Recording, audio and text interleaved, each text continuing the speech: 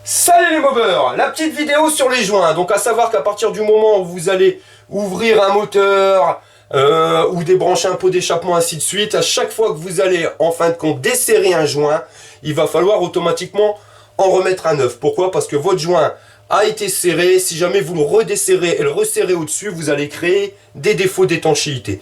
Donc nous allons voir dans cette vidéo les différentes sortes de joints qui existent pour vous, ce qui vous est proposé, les choses à faire et les choses à ne pas faire.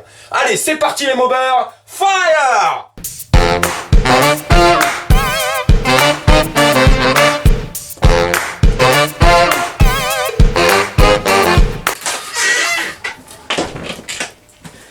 Eh, j'espère. Ouais. Pour faire ce joint de moteur. Casse-côté? Ouais. Et je mets du silicone ou des joints de robinet? Du silicone ou des joints de robinet? Ravi de mes j'espère. Ravi de mes j'espère. T'es rouge de la avec tes joints? J'ai du silicone. Si j'en fuis pas me dévier, je vais pas fuir à ma moteur, hein. Oh, attends, reste méchant. Faut mettre le stock, au moins j'en fuis pas.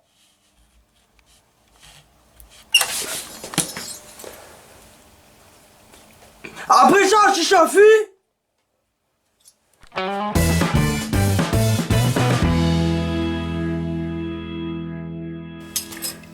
Donc voilà, ne faites pas comme notre ami Serge, c'est-à-dire qu'il faut pas bricoler au niveau des joints. Pourquoi? Parce que les joints, ça va être super important. C'est ce qui va vous permettre d'éviter d'avoir des fuites, donc des pertes de régime, ainsi de suite.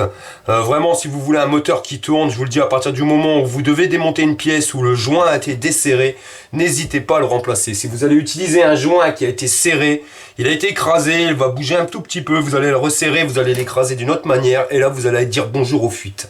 Donc il existe de la pâte à joint. La pâte à joint c'est bien, mais il faut vraiment l'utiliser avec précaution. C'est-à-dire qu'on aurait vite tendance à faire déborder, je reviendrai là-dessus après. Vous voyez, donc petite aparté au niveau de la pâte à joint. Vous voyez, donc là je suis en train de faire un tuto sur le remplacement de cylindre piston. L'ancien propriétaire avait mis de la pâte à joint donc sur un cylindre liquide, mais il avait mis de la pâte à joint qu'à l'extérieur et pas à l'intérieur. Donc ce qui nous crée pas la même force de serrage, hein, ni à l'intérieur ni à l'extérieur, donc ce qui a créé des défauts. Et en fin de compte, il y avait l'eau qui partait directement à l'intérieur du cylindre piston. Donc voilà sa panne, la panne de la RCX, c'était ça, c'était finalement les joints qui n'étaient pas bons. D'où l'importance de mettre des bons joints, ou quand vous mettez de la pâte à joint, de le faire très bien, de telle manière à ce que ça dégueule pas de trop. Vous voyez là, en plus il y en avait de trop, on voit bien, ça dégueule de partout.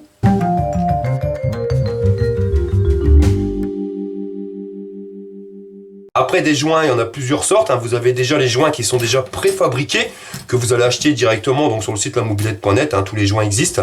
Vous avez les joints qui vont être donc vendus préfabriqués, soit à l'unité, comme vous pouvez le voir. Donc là on a une espèce de carton, là on a le carton avec la bande ici en alu pour l'étanchéité. Vous avez ici pareil, donc là c'est une feuille d'alu avec deux joints de carton qui sont serrés dedans, ça sera un joint de culasse. Après sur la mobilette.net vous avez aussi la possibilité directement d'acheter des pochettes complètes.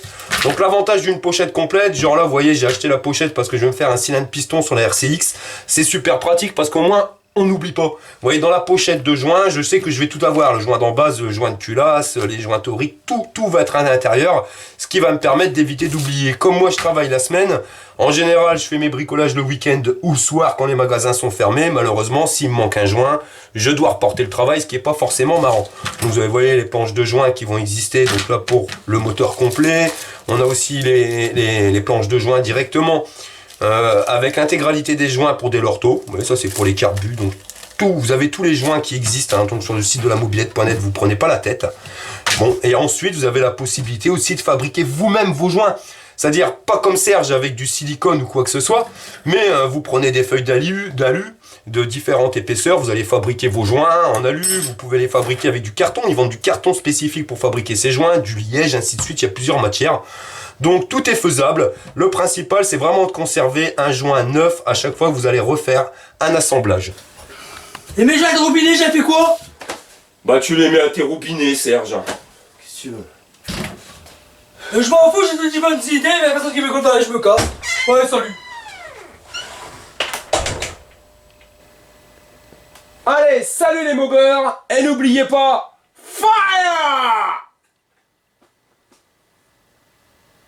Tu es passionné de deux roues? Tu veux participer à un rassemblement ou tout simplement partager un bon plan? Rejoins-nous sur Facebook, le Mobber. Ceci est un message destiné à la Société de protection des culasses et des cylindres pistons. Lors de notre tournage, aucune culasse ou aucun cylindre piston n'a subi de violence.